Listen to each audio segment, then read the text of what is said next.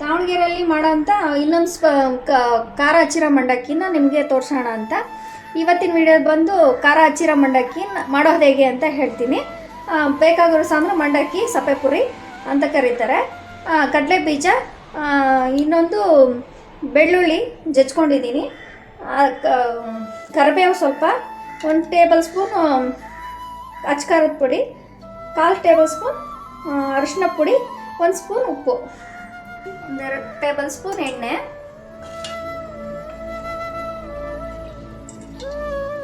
ಆದ ನಂತರ ಕಡಲೆ ಬೀಜ,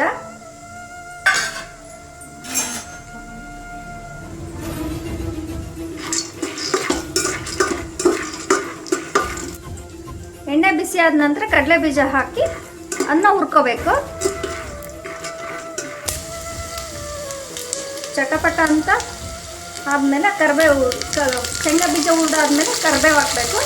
ಕರಿಬೇವು ಹಾಕಿದ್ಮೇಲೆ ಜಜ್ಜಿಟ್ಕೊಂಡಿರೋಂಥ ಬೆಳ್ಳುಳ್ಳಿ,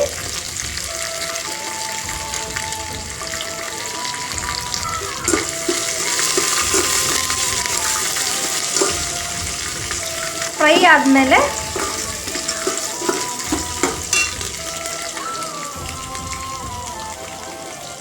ಉಪ್ಪು, ಅರಿಶಿನ, ಖಾರದ ಪುಡಿ ಹಾಕಿ ಮಿಕ್ಸ್ ಮಾಡ್ಕೋಬೇಕು.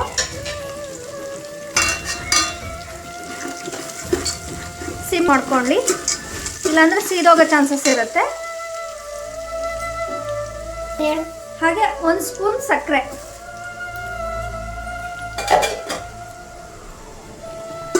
ತುಂಬ ಟೇಸ್ಟ್ ಕೊಡುತ್ತೆ ಅಂತ 1 ಸ್ಪೂನ್ ಸಕ್ಕರೆ ಹಾಕ್ತೀನಿ. ಈಗ ಪೂರಿ ಮಿಕ್ಸ್ ಮಾಡ್ಕೋಬೇಕು.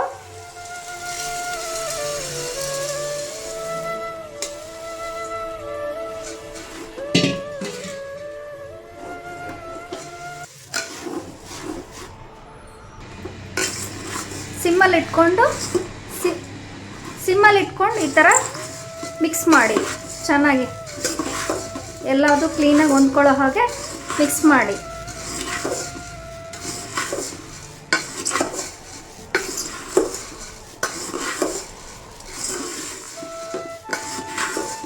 ನೀಟಾಗಿ ಎಲ್ಲ ಕಡೆ ಮಿಕ್ಸ್ ಮಾಡ್ಕೊಳ್ಳಿ.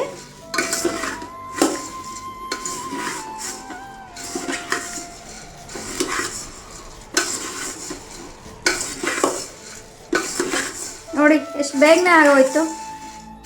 ಚಳಿಗಾಲದಲ್ಲಿ ಮತ್ತು ಮಳೆ ಬರೋ ಟೈಮಲ್ಲಿ ತುಂಬ ಚೆನ್ನಾಗಿರುತ್ತೆ ಇದು. ಟೀ ಟೈಮಲ್ಲಿ ತಿನ್ನೋದಕ್ಕೆ ಒಳ್ಳೆ ಸ್ನ್ಯಾಕ್ಸ್ ಇದು.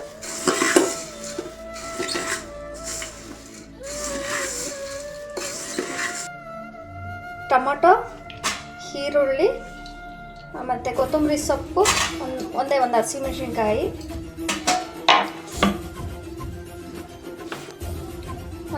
ಒಂದು ಚಿಟಕಿ ಉಪ್ಪು, ಯಾಕಂದರೆ ಮಂಡಕ್ಕಿಗೆ ಉಪ್ಪು ಹಾಕಿರ್ತೀವಿ, ಹಾಗಾಗಿ 1 ಚಿಟಕಿ ಉಪ್ಪು ರುಚಿಗೆ ತಕ್ಕಷ್ಟು ಮಿಕ್ಸ್ ಮಾಡಿಕೊಂಡು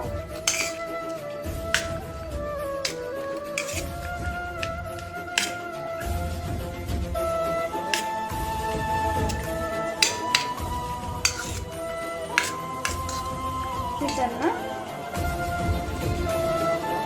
ಖಾರ ಹಚ್ಚಿರೋಂಥ ಮಂಡಕ್ಕಿಗೆ ಈ ರೀತಿ ಮಿಕ್ಸ್ ಮಾಡ್ಕೊಂಡು ತಿಂದರೆ ತುಂಬ ರುಚಿಯಾಗಿರುತ್ತೆ. ಸಂಜೆ ಟೈಮ್ಗೆ ಸೂಪರ್ ಆದಂಥ ಒಂದು ಸ್ನ್ಯಾಕ್ಸ್, ತುಂಬ ಅಂದರೆ ತುಂಬಾ ರುಚಿಯಾಗಿರುತ್ತೆ. ನೀವು ಟ್ರೈ ಮಾಡಿ, ನಿಮ್ಮ ಫ್ರೆಂಡ್ಸ್ಗೂ ಹೇಳಿ.